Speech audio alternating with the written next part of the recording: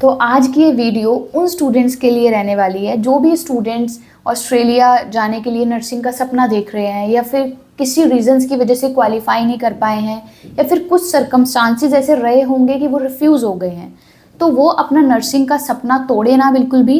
As a enrol nurse आप New Zealand में ज़रूर अप्लाई कीजिए और आज की जो वीडियो है उसमें आपको पता लग जाएगा कि आपको एज अ इनरोल नर्स जो भी आपके अपॉर्चुनिटीज़ हैं जिनको आपको ग्रैब करना है वो इस वीडियो के एंड तक आपको सारी रिक्वायरमेंट्स के साथ क्लियर हो जाएगी। ओके, हेलो एवरीवन, आज फिर से हम आए हैं राइजिंग आर्क के सेट पे और आज फिर से हमारे साथ अर्पित जी। कैसे हैं सर आप? बढ़िया जी, बढ़िया, बहुत बढ़िया।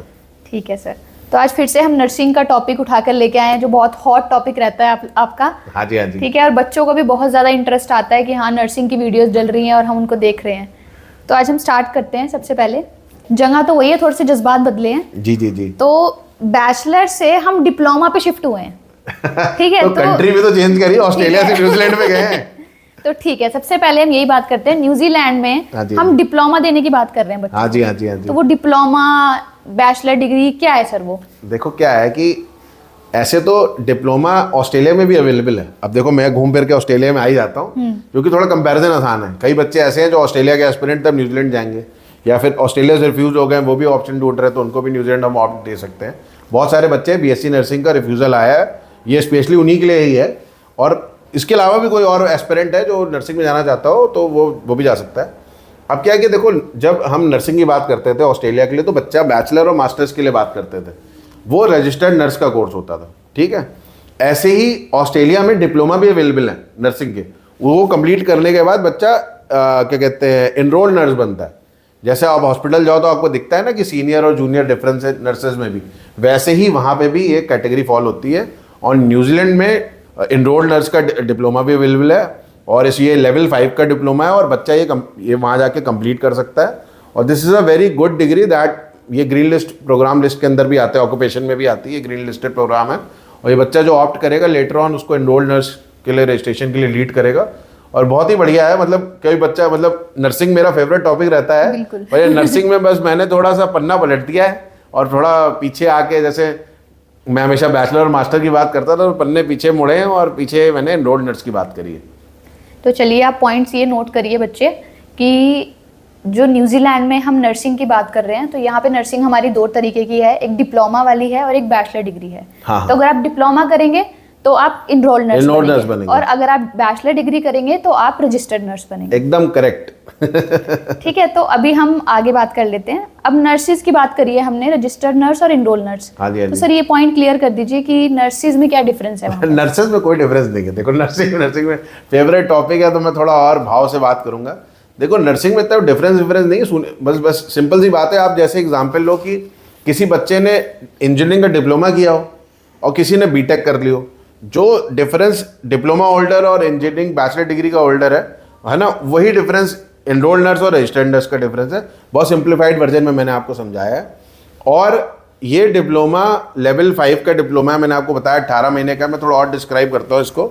और ये बहुत जगह, मतलब ऐसा नहीं एक दो जगह, बहुत जगह अवेलेबल है न्यूजीलैंड में। इसका वीज़ा सक्सेस रेट भी बहुत अच्छा है। थोड़ी प्रोग्राम लेंथ बहुत ही, एक जो पहली बात बताता हूँ मैं आपको, लेवल 5 के बाद जो बच्चे लेवल 5 के डिप्लोमा लेते हैं उसके बाद भी, because it is a green listed programme, तब भी आपको 2 से 3 साल का पोस्ट ग्रेजुएट वर्क परमिट मिल रहा है। ट्रेमेंडस अपॉर्चुनिटी किसी भी स्टूडेंट के लिए जो इसको ऑप्ट करना चाहता हो। ठीक है, तो बच्चे स्टूडेंट्स आप इस अपॉर्चुनिटी का ज़रूर फ़ायदा उठाइए। आप एज ए इनरोल्ड नर्स भी जा सकते हैं और एज अ रजिस्टर्ड नर्स भी जा सकते हैं। तो आगे हम बात कर लेते हैं फीस की क्या रहती है वहाँ पे रिक्वायरमेंट। जी जी जी, फीस बता देता हूँ। देखो फीस, अब देखो ऐसा नहीं है कि 1.5 साल का डिप्लोमा है तो फीस 1.5 साल की ही लगेगी, है ना। टोटल जो फीस स्ट्रक्चर है 1.5 साल का, दैट इज, मतलब मैं ईयर वाइज बात करता हूँ कि 1 साल की फीस $26,000 से $28,000 है। तो 1.5 साल की फीस अप्रॉक्सीमेटली 42,000 से 44,000 हो गई। ये मैं स्कॉलरशिप इंक्लूड करके बता रहा हूँ, मतलब अप्रॉक्सीमेटली फीस इतनी रहेगी। हाँ, इंस्टीट्यूट टू इंस्टीट्यूट थोड़ी बहुत वेरी कर सकती है, प्लस माइनस 2-4 हज़ार हो सकती है। ये एक क्राइटेरिया। और ये मतलब इतना चीप डिप्लोमा कहीं आपको मिलेगा नहीं। किसी और कंट्री में भी बात करोगे तो इससे महंगा ही है, सस्ता नहीं है इससे। इसकी सर एकेडमिक्स की रिक्वायरमेंट्स, इसकी इंग्लिश लैंग्वेज की रिक्वायरमेंट्स भी ये थोड़ा एक इंपॉर्टेंट पॉइंट है। मैं अभी हम डिस्कशन भी कर रहे थे थोड़ी देर पहले। देखो इसमें क्या है कि कई बच्चे ऐसे होंगे जो ऑस्ट्रेलिया से अप्लाई किया होगा, क्योंकि मैं खुद भी जब ऑस्ट्रेलिया प्रमोट करता हूँ नर्सिंग में तो बच्चों को बोलता हूँ कि आपको पीटी करनी चाहिए। बट यहाँ पे जो बच्चे एनरोल्ड नर्स का डिप्लोमा लेके जा रहे हैं उसमें पीटी एक्सेप्टेड नहीं है, आईएलटीएस ही एक्सेप्टेड है। आईएलटीएस में बच्चे के ओवरऑल 6.5 होने चाहिए और सारे बैंड में 6.5 होने चाहिए। तो जो बच्चे आईएलटीएस जिन्होंने दे रखी है तो उनके लिए तो कोई प्रॉब्लम नहीं है, आराम से एक्सेप्टेबल है। और एकेडमिक रिक्वायरमेंट में थोड़ी रियायत है कि एकेडमिक रिक्वायरमेंट में कोर सब्जेक्ट नहीं देखने, ओवरऑल परसेंटेज अगर आपके 60% है तो you are eligible for this programme. ठीक है, तो अब हम इसकी ड्यूरेशन की बात कर लेते हैं कि कितने साल के कोर्सेज होते हैं और अच्छा। कितने मंथ्स के कोर्सेज होते हैं। इसके बाद में मैं पूरा इंटर्नशिप इंक्लूड करके भी बता देता हूँ। हाँ जी सर। देखो 18 मंथ्स का कोर्स है, 18 मंथ्स में आपकी उसके बीच में ट्रेनिंग भी होती है। कुछ प्रोग्राम ऐसे होते हैं जो बिना ट्रेनिंग हो ही नहीं सकते। अब नर्सिंग कितना क्लासरूम में पढ़ाओगे भाई, बिल्कुल ठीक है। ऐसी जैसे डॉक्टर की पढ़ाई होती है वो क्लासरूम में तो 50% भी नहीं होती है, कमी होती है, बाकी प्रैक्टिकल में होती है। Practical exposure. हाँ, बहुत ज़्यादा होता है वहाँ पे, तो मिलता ही मिलता है।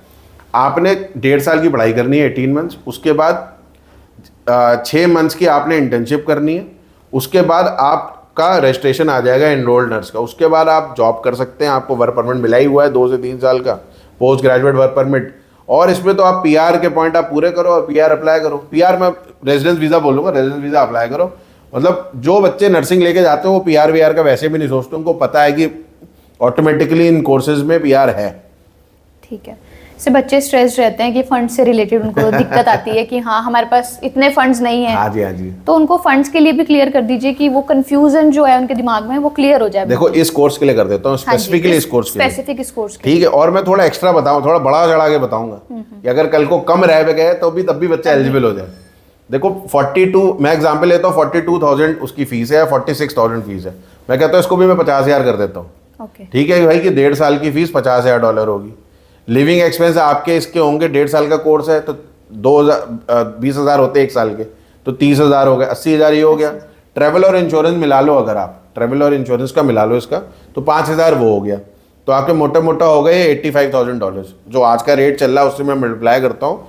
तो अगर आपके पास 40 to 42 लाख भी अवेलेबल है, मैं अपर मार्जिन में बोल रहा हूँ, काफ़ी बड़ा अमाउंट बता दिया, 2-4 लाख कम होंगे तब भी चल जाएगा।